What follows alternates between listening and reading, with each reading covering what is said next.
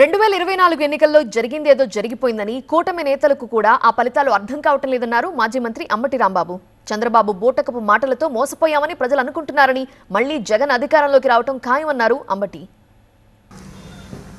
ఏమి జరిగినా జరిగిందేదో జరిగిపోయింది. 11 సీట్లు ఎందుకు వచ్చాయో మనకి అర్థం కావడం లేదు.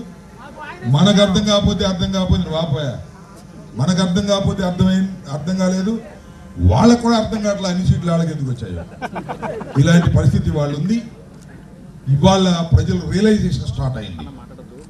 జగన్మోహన్ రెడ్డి గారిని మనం ఎందుకు వదులుకున్నాం?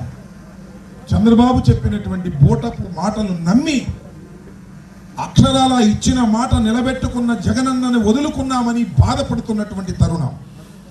ఇంకా 3.5 సంవత్సరాలు ఉంది. 1 సంవత్సరం తీసేస్తే 2.5 సంవత్సరాల కాలంలో, 2 సంవత్సరాల కాలంలో, 2.5 సంవత్సరాల కాలంలో త్వరలో జరగబోయేటటువంటి ఎన్నికల్లో ఏమీ అనుమానపడాల్సిన అవసరం లేదు. మళ్ళా తిరిగి జగన్మోహన్ రెడ్డి గారి అధికారంలోకి రావడం ఖాయమని